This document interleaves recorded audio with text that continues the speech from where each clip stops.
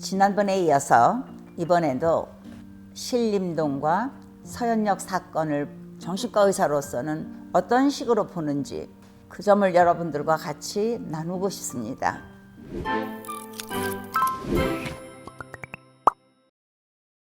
여러분 안녕하십니까? 정신과 의사 수전정입니다. 성격장애, 서현역 사건을 일으킨 칼부림 주인공인 22세 남성이 과거에 분열성 성격장애라는 진단을 받았다는 것을 듣고 그에 대해서 좀 생각을 해보기로 하겠습니다. 이런 성격장애를 가진 사람이 보통 때도 너무나 불안하고 우울하기가 쉽습니다. 다른 사람들하고 같이 친하지도 못하고 자기 이야기도 나눌 수가 없고 어떤 스트레스가 오면은 이분들이 갑자기 사이카릭하게 될 수도 있고 이미 조현병으로 전환되어 있을 수도 있고요. 또는 망상장애 같은 것으로 되어 있을 수도 있습니다. 그때 이제 자기 감정 조절이 어려워지고 이렇게 끔찍한 칼부림 사건이 일어날 수가 있거든요. 오늘은 그럼 성격장애가 무엇인지 그리고 그 안에는 어떤 것이 있는지 그런 것에 대해서 잠깐 여러분과 같이 생각해 보겠습니다. 제일 문제가 되기 쉬운 성격장애가 세 가지가 있습니다.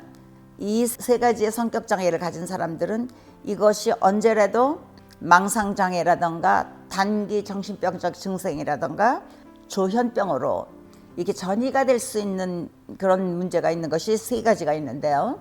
서현동 사건의 피의자인 22세 남성은 분열성 성격장애, 즉 조현병형 성격장애인데요.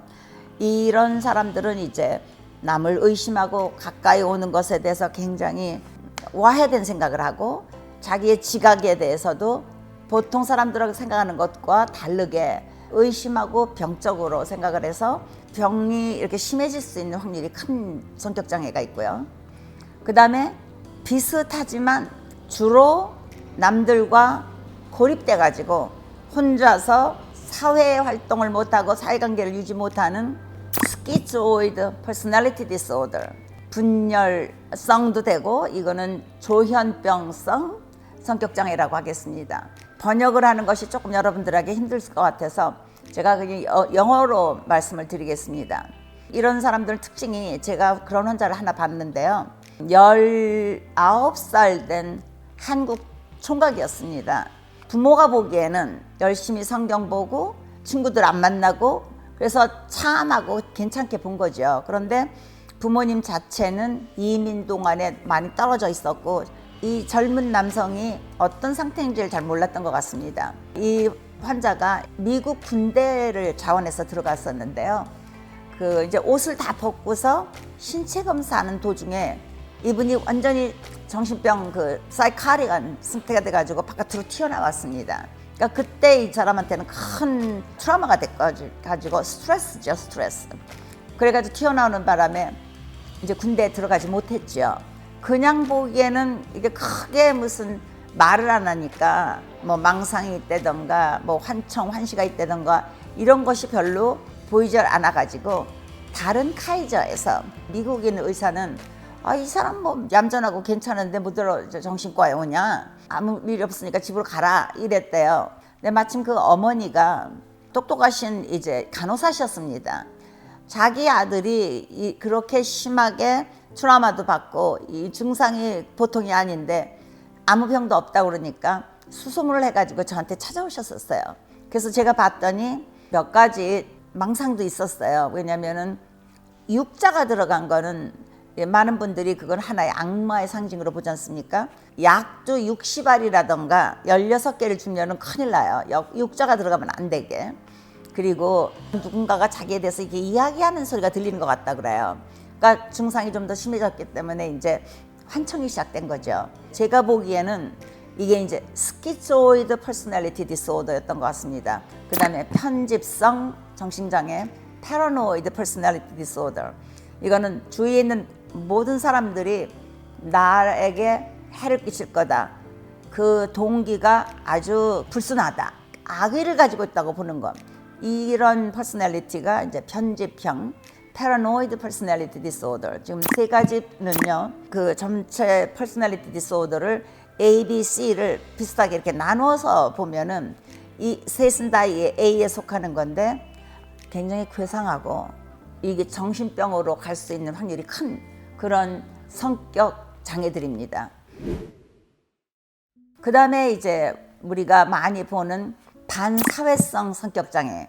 내 이익을 위해서는 다른 사람의 돈이나 다른 사람의 섹스 뭐 이런 거 전부 다 내 맘대로 내가 어떻게든지 사기를 해서라도 거짓말해서 내 것으로 만들고 그거에 대해서 양심의 가책을 전혀 안 느끼는 그런 사람입니다. 제가 보기에는 그 신림동 사건에서 어렸을 때 14번이나 범죄를 했다고 그러는데 어떻게 보면은 반사회성 성격 장애가 있었을 수도 있고 아니면 제가 보기에는 그 사람한테는 혹시라도 진단이 안 된 주의 산만증 증세가 있지 않았나 이렇게 저는 생각을 했었습니다. 반사회성 인격장애 18살이 넘어야지 진단을 하고 15살부터 되게 시작을 해서診断을 할 수가 있는데 15살 전에는 투뱅장애 그러니까 뭐 학교 같은 데서 계속 다른 애들에게 연필도 뺏고 아니면 남이 지나가는 여학생들 고무줄 다 끊고 자기의 이익을 위해서는 거짓말도 서슴지 않고 하고 선생님도 속이려고 그러고 이런 것이 있던 아이들이 이제 어른이 되면서 그게 좀 더 심해지는 거 그게 이제 반사회성 인격장애고요. 그 다음에 여러분들이 많이 들으셨을지 모르지만 경계성 인격장애라는 게 있습니다. Borderline Personality Disorder. 평소에 정상적인 기분 상태에 있다가 정신적으로 이게 문제가 심해지는 이런 식의 borderline이라고 생각을 할 수도 있고요. borderline personality disorder에 대해서 많은 연구를 하신 분이 닥터 칸버그가 많이 이제 공부를 하시고 많이 좋은 그 연구 자료들이 많은데요. 이분들의 특징은 어떤 사람을 볼 때 이 사람 100% 좋은 사람 아니면은 뭔가 조금 자기를 실망시키면 100% 나쁜 사람. 인간은 그런 사람은 없거든요. 우리는 51%가 좋으면 좋은 쪽이고 49%는 그래도 나쁜 게 있습니다. 제가 예를 들면은요. 이제 어느 교회에 이분이 가잖아요. 그러면은 또 일들은 열심히 하고 머리들도 좋거든요. 이분들이 뭐 전문가일 수도 있고 비즈니스도 잘할 수도 있고 그래가지고 교회에서들도 많이 이제 반깁니다. 말도 잘하고 이분들이 그래가지고 이제 목사님을 보고 나서는 이 세상에서 제일 훌륭한 목사님이다. 그러니까 100% 좋게 보는 거죠. 그런데 어느 날 내가 전화를 했는데 목사님이 휴가를 가 계시다던가 아니면 내가 밤에 좀 와달라고 그랬는데 뭐 날 안 만나 주셨다던가 그런 게 하나 있으면은 all bad 아주 그냥 천하의 나쁜 분으로 다 배우는 거죠. 이렇게 all good, all bad 이런 식으로 극과 극으로 인간을 대우하고요. 이런 분들이 특징이요. 혼자 있는 걸 싫어합니다. 혼자 못 있어요. 그래가지고 같이 있어야 되는데 같이 있으면 또 싸움을 해요. 제가 1978년도에 여기서 이제 수련을 다 마치고 한국의 용산에 있는 원투원 병원에서 이제 정신과 의사로 근무를 하게 돼서 갔습니다. 그때 한국에서 많이 유행하고 있고 많은 사람들이 좋아하던 TV 드라마가 있었는데요.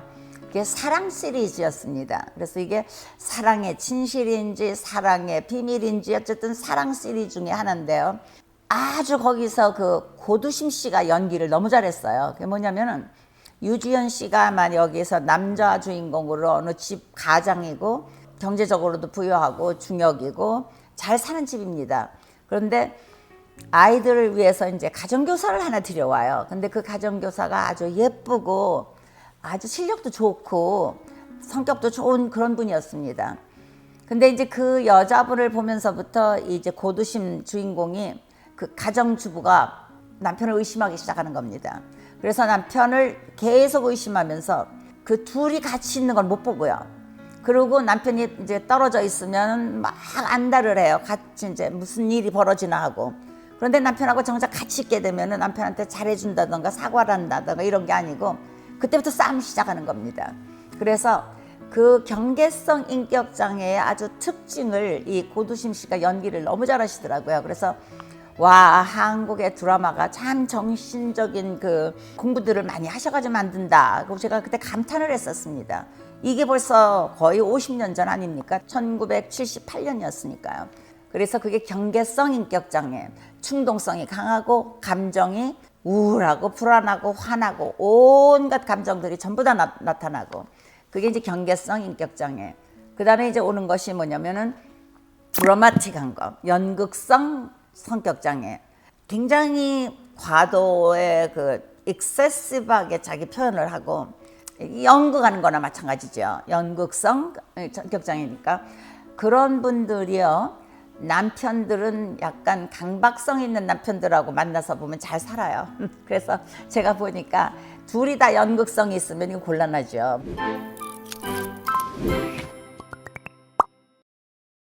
그 다음에 이제 이게 B형에 있는 그룹들인데 Narcissistic Personality Disorder, 자기애적 성격장애. 이 사람들은요, 자기가 이제 누구나 숭배를 해야 돼요. 자기는 보통 사람이 아니고, 나는 이렇게 뛰어나고 좋은 점이 많은데, 어디서 너희들은 뭐 하고 있어? 나를 갖다 숭배해야지. 그러기 때문에 남들이 어떤 걸 느끼나 하는 걸 공감을 잘 못해요. 그러니까 이런 사람들은 같이 살기가 참 힘듭니다. 그래서 지금 말씀드린 이 네 가지, 충동성이 많고, 여러 가지 감정을 표현하고, 극적이고, 감정적이며 변덕스러운 특징이 있는 네 가지 성격장애가 있고요. 약간 불안하고 겁이 많은 그 특징을 가지고 있는 성격장애가 있는데 그건 Avoidant Personality Disorder. 나가서 사람들 대하는 것도 무섭고 집에만 가만히 있으면서 숨어 있습니다. 그래서 회피성 인격장애, 그 다음에 이제 의존성 인격장애 Dependent Personality Disorder는요, 내가 자신이 없고 내 능력이 없다고 생각하니까 누구에게가 이게 의존해야 되거든요. 그래서 그 의존을 하다 보니까 이 사람한테 절대 복종하고 이 사람들이 말하는 거 그대로 들어야 되고 이런 식으로 사는 분들이 의존성 성격장애고요. 이거 굉장히 사기가 힘들겠죠, 이것도요. 그 다음에 이제 강박성 성격장애는 뭐든지 내가 조절해야 되고 뭐든지 퍼펙트 해야 되고 집도 깨끗해야 되고 서류도 완벽하게 해야 되고 이제 이렇게 사는 분들이 강박성 인격장애. 그래서 이 C군입니다. 이런 사람들은 겁이 많고요. 항상 불안하고 뭐 이런 그 인격장애들이죠. 그래서 전부 10가지가 있습니다. 그래서 그러면 이제 이런 사람들이 성격장애가 있나 없나를 이제 진단을 하려면은 내가 무슨 일이 있을 때 느끼는 감정이나 아니면 내가 바깥으로 나타나는 행동이나 아니면 내가 어떤 사건이 있을 때 그걸 대하는 나의 그 사고방식이나 이런 것이 보통 사람들하고는 다르고 그러니까 그것 때문에 자기는 항상 소외되게 되고 우울하기 쉽고 불안하고 이 사람들이 충동장애가 많고 그래서 생각 안 하고 행동부터 하는 경우도 많고요. 그래서 많은 문제에 부딪힙니다. 그리고 이런 사람들하고 같이 다른 사람들이 이게 사귀기가 힘들거든요. 그래서 대인 관계에 많은 문제가 옵니다. 그리고 이게 그 감정이 어떤 사람들은 너무 굳어져 가지고 이렇게 다른 사람들의 감정에 맞춰서 같이 어울리지 못하고 어떤 사람들은 감정이 또 너무 지나쳐서 연극성 성격장애 같은 사람은 뭐 조금 아프면은 아이고 세상 끝이야 뭐 이러면서 그냥 과대하게 자기 표현을 하고 아니면 경계성 인격장애 같은 경우는 내가 좋아하는 목사님이 어떻게 감히 나를 버리고 어디를 가? 그러니까 자살기도 합니다. 이 경계성 인격장애 사람들이 무서운 것이 충동적으로 자살기도가 참 많습니다. 그래서 이런 식으로 감정, 지성, 대인관계, 충동성 조절 이런 네 가지가 전부 다 이제 문제가 많은 거죠. 그다음에 이제 이런 것이 웬만하면은 나이가 들면서 많은 사람들은 변합니다. 그런데 어떤 경우는 전혀 안 변하는 수가 있고요. 가령 예를 들면은 반사회성 성격장애 45세, 50세 넘으면 좀 좋아집니다. 그때까지 많이 살아있으면은요. 이 사람들은 잘못하면 사고라던가 또 어떤 때는 남을 타살하려다가 자기가 죽는 수도 있고 그래가지고 오래 살지를 못합니다. 그러나 어쨌든 살아있으면 조금 나아집니다. 어떤 것들 가령 조현병형 성격장애 이거 변하지 않습니다. 계속 그대로입니다. 이제 여러분들이 한 가지 꼭 기억하실 거는 중년기 말이나 노년기에서 어떤 사람이 성격이 완전히 변했다. 그럼 그때는 이게 성격이 문제가 아니고요. 두뇌의 문제입니다. 왜냐하면 전두엽에서 생각하는 두뇌에 조용한 스트로크가 왔다던가 뭐 암이 생겼다던가 아니면은 옛날에 기니라는 남자가 있었는데 미국에 기차가 이쪽으로 이렇게 나가도록 이제 이 사람 하는 일은 폭파시키는 거, 다이너마이트를 이렇게 넣고서 산을 막 폭파시키는 건데 어떻게 잘못하다가 이 사람이 이 쇠몽둥이가 이 사람 머리를 치고 지나갔어요. 그래가지고 여기로 들어와가지고 이 눈인데 위로 이렇게 지나갔거든요. 근데 안 죽었습니다. 죽지 않고 그냥 살아난 것을 그 옆에서 지켜보던 의사가 자세히 이제 기록을 했는데 상처에서 낫고 나서 보니까 이 사람이 옛날 그 기니가 아니더래요. 이 사람이 성격이 난폭해지고 아무 쌍욕이나 막 하고 그전에하고는 상상할 수 없던 그런 성격의 변화를 보이더랍니다. 그러니까 우리가 뭔가 인간답게 살 수 있고 말도 골라서 하고 행동도 잘 할 수 있다는 거는 이 전두엽에서 판단하고 우리에게 크리에이티브하게 어떻게 행동을 해야 되는 걸 가르쳐 줘가지고 부모님한테서 배우고 학교에서 배우고 교회에서 배우고 사회에서 배운 대로 행동을 하는 건데 이런 식으로 바뀌는 거는 대개는 두뇌에 문제가 있다고 생각하시면 되고요.